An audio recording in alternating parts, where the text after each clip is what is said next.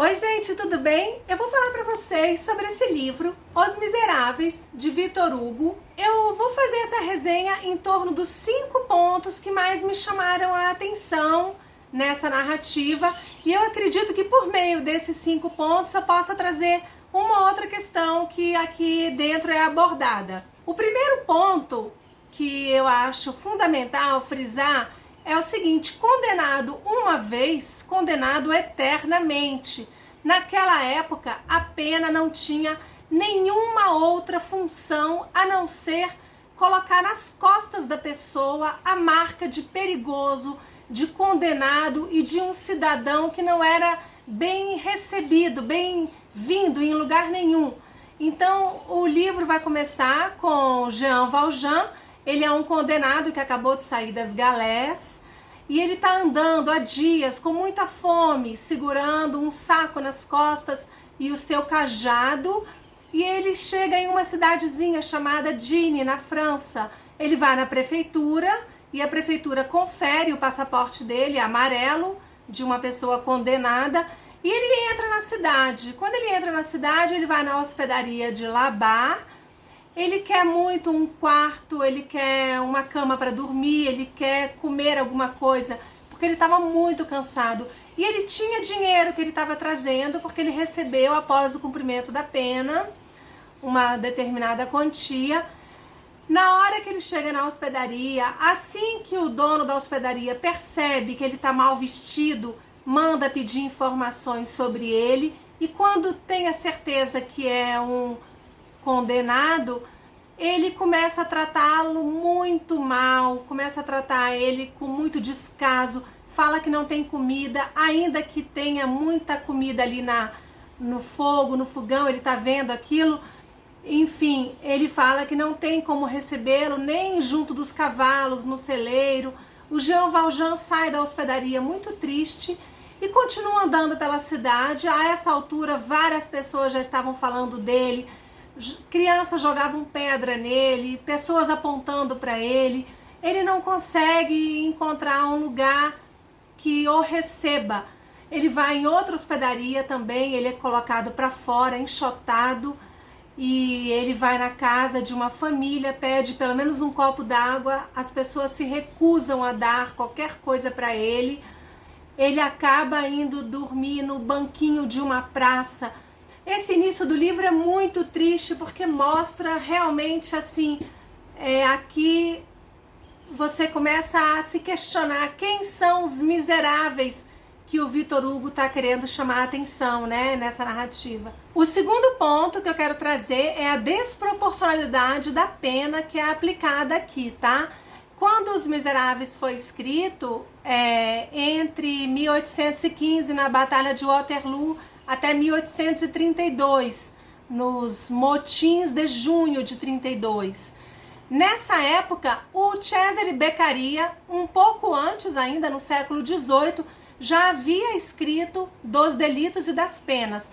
E naquele livro dos Delitos e das Penas, o Beccaria traz exatamente a função da pena, né? Que não é infligir ao condenado dor, sofrimento, mas sim ressocializar e fazer com que não venha a cometer um novo crime. Então aqui o Jean Valjean, ele vai ser condenado porque ele furtou um pão, tá? O livro não fala em furto, o livro fala a palavra roubo.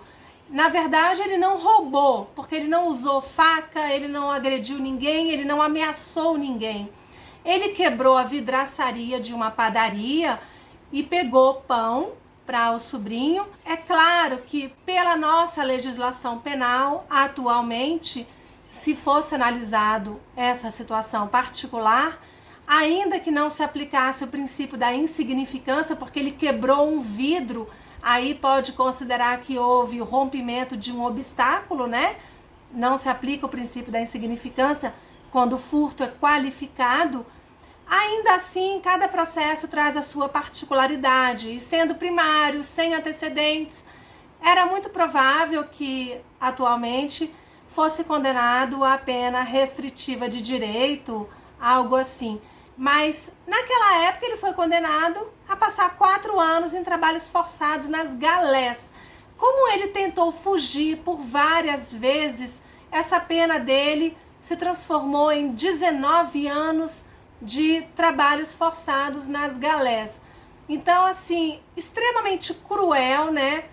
Ainda que ele tenha tido a intenção de furtar, de cometer um ato ilícito, realmente na época ele tinha que ser condenado, ainda assim é aterrorizante o que ele teve que sofrer nesse período. Tanto que ele saiu mais embrutecido, né, das galés. Ele não era um homem ruim, ele não era um homem de má índole. O Jean Valjean, ele trabalhava, ele era esforçado, ele sustentava a irmã e os sobrinhos, e a partir desse momento ele vai sair uma pessoa desacreditada. Bom, o terceiro ponto que me chamou a atenção é como uma pessoa pode mudar com a ação de outra pessoa. Então aqui nesse ponto é importante falar do Monsenhor Bienvenu, que era um bispo de 75 anos. Ele havia regressado para a França depois da Revolução Francesa, só que ele era um bispo, assim, extremamente bondoso, uma pessoa que se preocupava muito com o outro. Ele tinha aberto mão de morar no palácio episcopal e pediu para fazer um hospital desse palácio. Ele morava numa casinha simples e a única coisa que ele tinha de grandiosa, a única riqueza que ele tinha na casa dele eram talheres de prata, castiçais de prata, era o luxo dele. Ele morava com uma criada e com a irmã dele. Então, voltando para a historinha lá, quando o Jean Valjean tinha sido mandado embora daquelas hospedarias, ele foi dormir no banquinho de uma praça. E uma senhora que saía da igreja falou para ele por que ele estava dormindo ali e falou para ele bater na porta, numa portinha branca que ficava perto da igreja. Ele falou que ninguém queria falar com ele, que na cidade todo mundo estava tratando ele mal, mas ela disse para ele insistir em ir naquela porta porque ali tinha uma pessoa que iria recebê-lo. Então ele foi. Quando chegou lá, era a casa do bispo, né, do Monsenhor Bienvenu. Logo no início do livro, o Victor Hugo fala muito do bispo. É muito interessante, são quase 100 páginas falando do bispo. Eu marquei um trecho bem interessante para ler para vocês. Olha só, como ele era uma pessoa maravilhosa. O que ele disse: nunca temamos nem os ladrões nem os assassinos. Estes são perigos externos, pequenos perigos. Temamos a nós mesmos, os preconceitos, esses são os ladrões, os vícios, esses são os assassinos. Os grandes perigos estão dentro de nós. Que importa o que ameaça a nossa vida ou nossas bolsas? Preocupemo-nos apenas com o que ameaça a nossa alma. Então, o bispo, ele era uma pessoa que ele tratava todo mundo muito bem. A porta da casa dele estava sempre aberta. Quando Jean Valjean bateu na porta, ele entrou e foi recebido com muita gratidão mesmo. Ele colocou talheres de prata para ele jantar, chamou o Jean Valjean de senhor.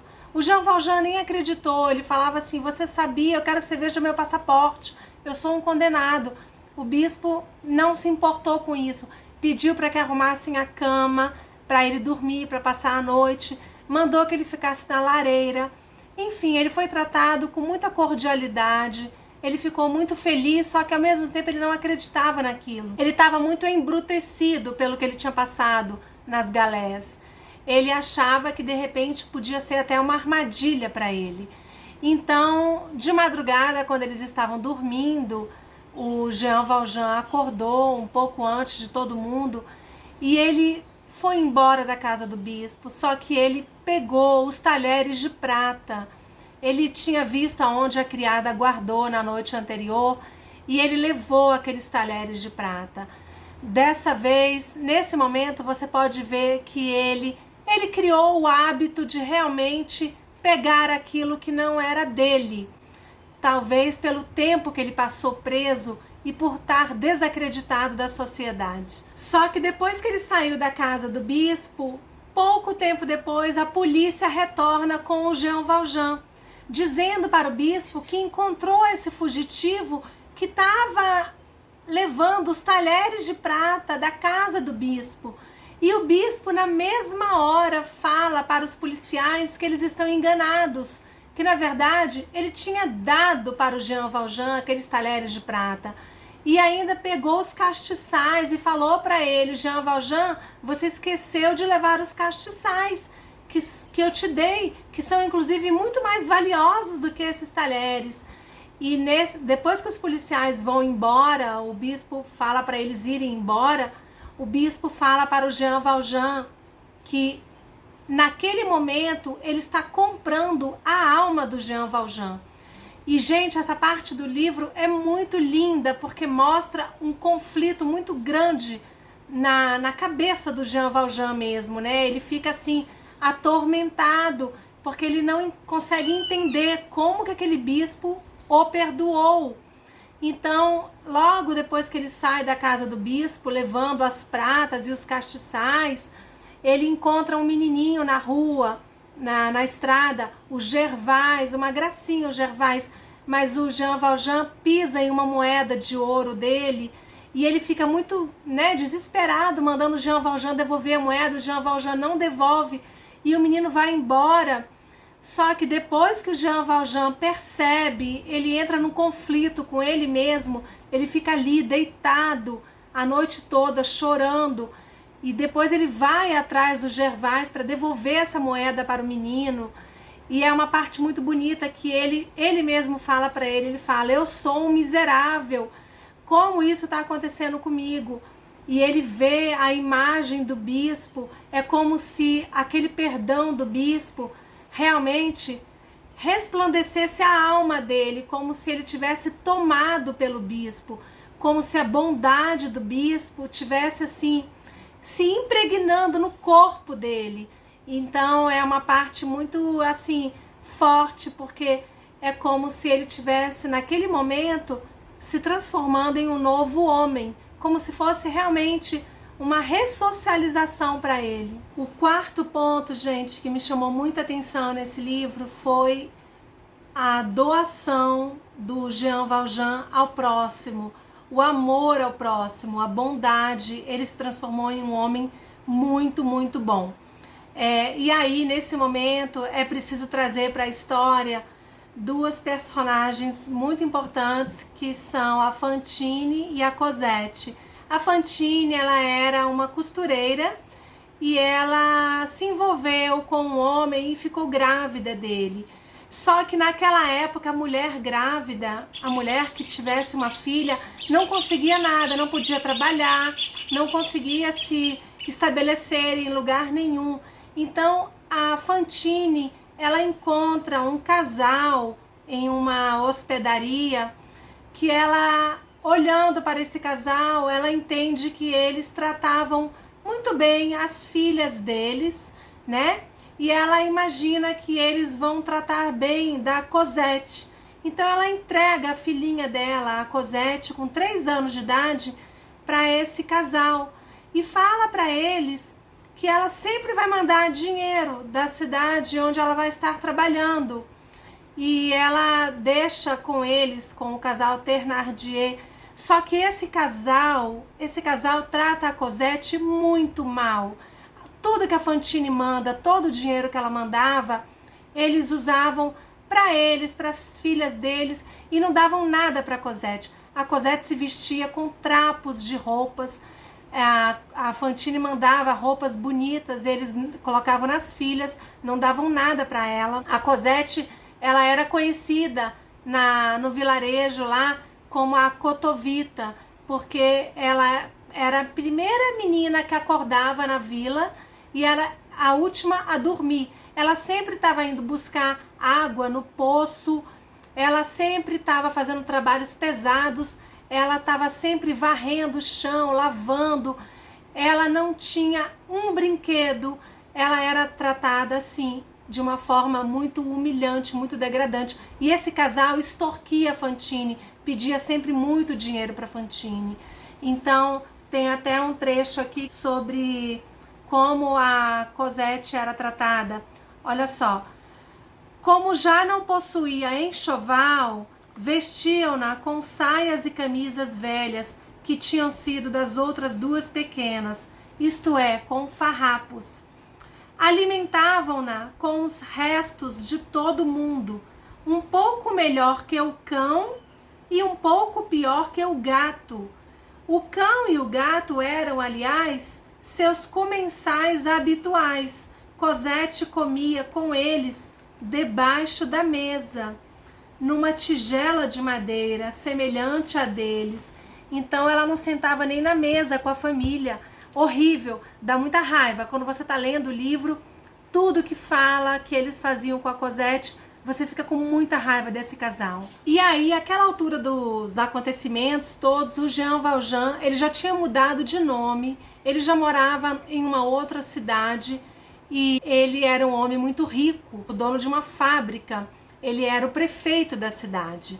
E as pessoas gostavam muito dele. Inclusive a Fantine trabalhava na fábrica dele, né?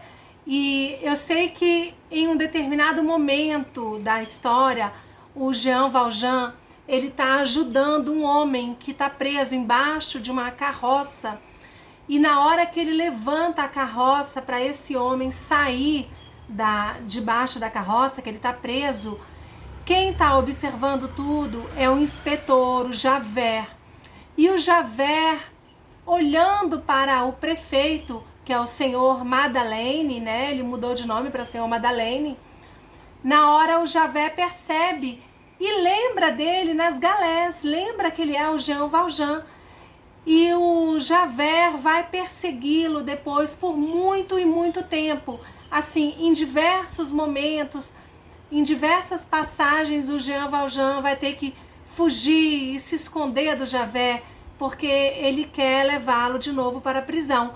Só que o Jean Valjean, a essa altura, ele já está ajudando a Fantine, porque a Fantine, ela acaba que ela é demitida, ela vai ter que se prostituir, ela tem que vender, gente, o cabelo dela, ela vende o dente, assim, ela se humilha muito para poder conseguir dinheiro para mandar para o casal Thénardier que está cuidando da Cosette. E mal sabe ela como a filha dela está sendo tratada.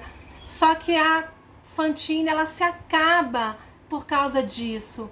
E ela não sabe como resgatar a filha de novo.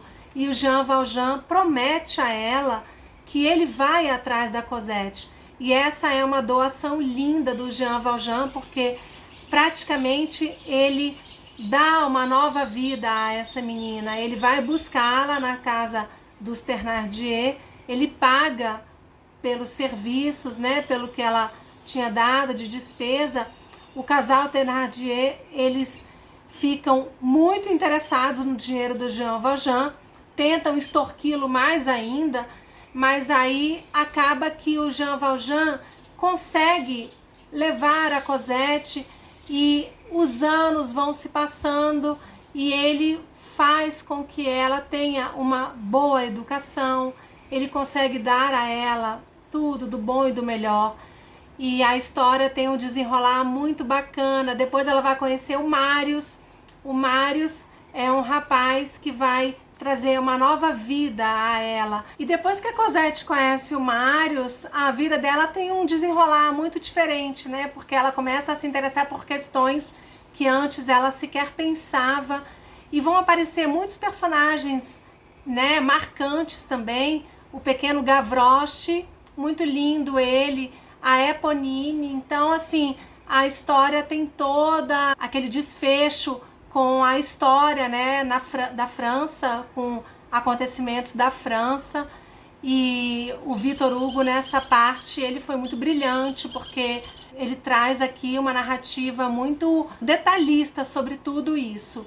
E o inspetor Javert, ele tá sempre assim em busca do Jean Valjean. O quinto ponto que me chamou muita atenção é exatamente a percepção que o inspetor Javert vai ter diante disso tudo, porque ele vai encontrar naquele condenado ali das galés uma bondade que ele também não conhecia.